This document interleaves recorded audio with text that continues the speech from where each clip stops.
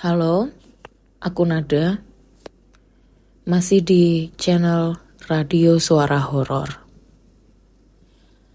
Aku pernah punya cerita. Jadi waktu itu, ya kurang lebih zaman SMA lah ya. Aku pernah tinggal di suatu rumah di daerah XT Square Jogja. Yang katanya nih, jalan menuju ke rumahku itu termasuk rumah yang tusuk sate.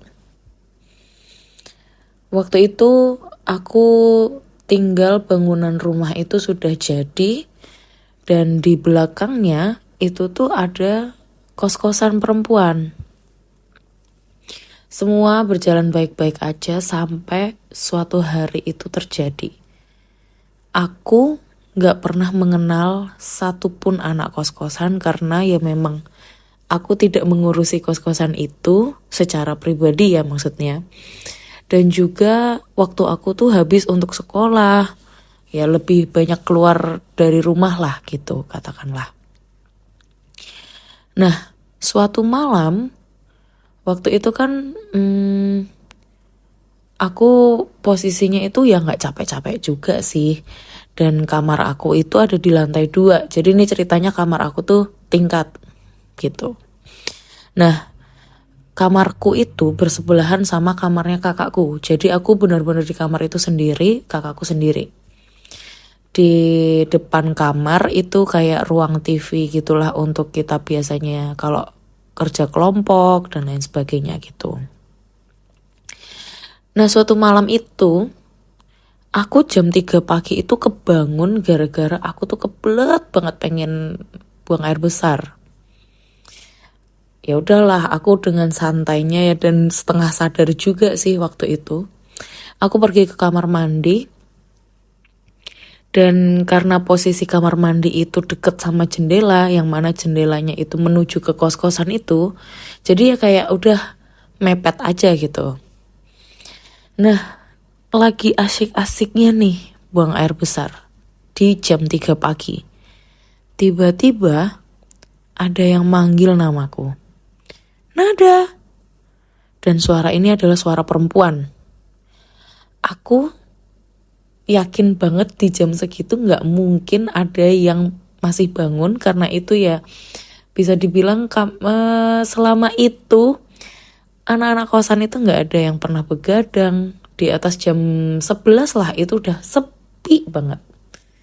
Bisa-bisanya ada yang manggil tuh, Nada. Terus habis itu kaget kan aku setelah denger itu.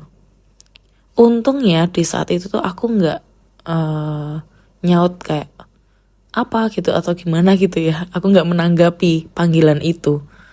Tiba-tiba suara tadi itu dilanjutkan dengan ketawa. Di jam 3 pagi. Setelah itu aku langsung buru-buru buang air besarnya tuh buru-buru jadi gak nyaman dan aku langsung tidur. Balik lagi tidur. Terus paginya aku cobalah cross check sama orang rumah yang memang ngurusin kos-kosan. Terus habis itu mencoba menyapa satu-satu anak kos-kosannya. Suaranya gak ada yang sama. Dan itu aku ceritakan ke kakakku dan juga ke papa mamaku. Jawabannya juga sama, itu cuman halusinasi kamu aja kan kamu gak sadar. Setelah kejadian itu, kejadian-kejadian aneh pun mulai muncul. Kejadian pertama nih yang paling aneh banget. Itu tiba-tiba aku mimpi, aku gak tahu sih itu termasuk ketindihan atau enggak ya. Tapi posisi tidurku tuh waktu itu terlentang, aku masih ingat banget. Dan di setengah mimpiku itu, aku merasa aku melihat ada awan hitam besar gitu dari arah pintu kamarku, yang mana pintu itu berseberangan sama kasurku. Jadi kayak masuk kamar itu langsung kasur gitu. Terus habis itu dia terbang ke atas, ke langit-langit, terus habis itu ke atas kasurku. Setelah itu aku gelisah gitu kayak, ini beneran ada apa enggak sih? di dalam periode mimpi itu ada satu orang kakek-kakek yang mana dia itu deketin kasur aku di dalam mimpiku itu ya, aku nggak tahu, tapi aku merasa itu it feels so real gitu. Dia di sebelahku, yuk coba baca doa. Jadi dia ngebantu aku dan mengitari kasurku itu. Sontak aku bangun dengan posisi yang mana sebelumnya tuh susah banget buat gerakin badan. Terus aku berdoa dengan keyakinanku. Terus aku coba balik tidur lagi. Besokan laginya, aku ketindihan lagi nih. Ketindihan lagi dan itu berlangsung hampir seminggu. Dan di rumah itu pun gak cuman aku aja yang merasa terganggu nih. Tiba-tiba kakakku juga ngerasa keganggu karena dia itu posisi lagi motret buku pakai iPad gitu. Karena dia ada kelainan mata kan ya, jadi belajarnya lewat iPad. Terus habis itu waktu motret buku buat belajar, waktu dibuka galeri itu isinya bukan buku men, tapi kepala orang lagi noleh. Dan itu kabur warnanya hitam. Setelah itu, adikku yang paling kecil posisinya lagi sakit ya, mungkin karena anak kecil juga ya. Demam itu suka halusinasi atau mungkin ada hal-hal yang memang mungkin dipercaya katanya gitu memang ada. Dia tuh juga lihat ada sosok anak kecil yang berlari-lari di sekitar rumah gitu dengan mata merahnya.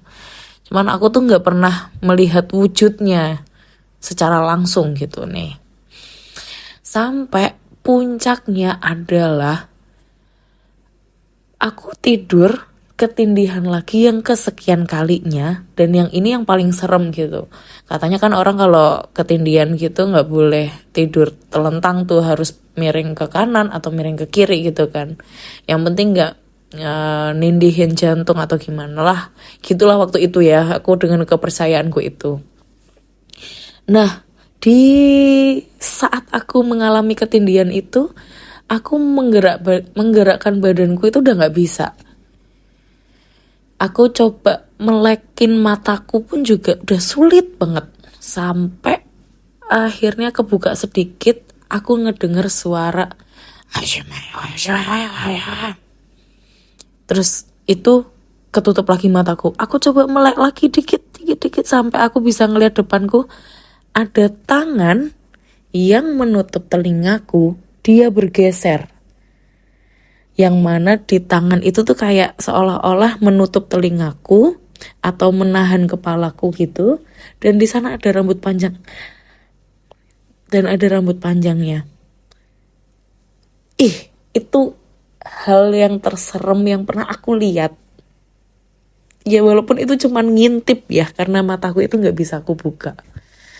Terus habis itu aku coba berdoa, terus akhirnya bisa lepas. Dan aku coba tidur lagi. Setelah itu aku udah sama sekali gak pernah digangguin. Even hal-hal apapun itu tuh kayak cuman suara-suara yang itu ya udahlah, kalau memang itu ganggu ya udah, aku mencoba berdamai dengan suasana seperti itu. Sampai akhirnya aku pindah rumah ke Jalan Kaliurang. Beberapa barangku itu yang masih aku tinggal di rumah tusuk sate itu, aku udah gak yang harus dibawa secara berkala gitu, gak sekali jalan. Nah waktu itu ada orang yang lagi bersih-bersih rumah itu, memang kami sekeluarga itu hire orang untuk bantu bebersih rumah itu. Di saat aku bolak-balik kan nih, ambil barang, berangkat ke Jalan Kaliurang, balik lagi ke XT Square kayak gitu kan. Nah posisi waktu aku jalan ke Jalan Kaliurang dan masih ada beberapa barangku yang masih tertinggal di kamar itu, orang yang bersih-bersih ini tuh digangguin katanya sama yang gak kelihatan itu. Katanya dia lagi nyapu di lantai bawah. Terus tiba-tiba tuh ada suara teriakan. Nada suruh pulang. Dang. suara itu tiba-tiba hilang dan ada gebrakan pintu. Jadi posisi pintu kamarku awalnya itu kebuka, tiba-tiba dibanting sama entah itu angin atau apa ya. Tapi kamarku itu sama sekali tidak ada ruang untuk angin sekencang itu bisa tutup pintu gitu. Waktu aku balik ke rumahku yang di XT Square itu, yang di tusuk sate itu, orang yang bebersih rumahku itu sampai gemeter denger ceritanya itu. Denger suara itu. Dia cerita ke aku sampai gemeter. Mbak, tadi ada suara yang gini. What? Really? Sampai akhirnya aku coba beraniin diri untuk naik ke atas ke kamarku dan aku cuman bilang gini, Mbak, atau siapapun yang ada di sini, jangan gangguin siapa-siapa. Aku udah mau pergi. Kalau misalkan ini memang tempatmu, silahkan singgah, tapi tolong jangan sampai ganggu orang lain. Aku cuman bilang kayak gitu. Setelah itu aku benar-benar moving, udah pindah dan aku nggak tahu apa lagi yang terjadi di rumah itu. Dan sampai sekarang aku nggak tahu suara itu tuh siapa, suara yang neriakin aku suruh pulang itu siapa, dan hal-hal yang terjadi di rumah itu tuh aku nggak ngerti sama sekali sampai sekarang. Terima kasih sudah mendengarkan ceritaku ini.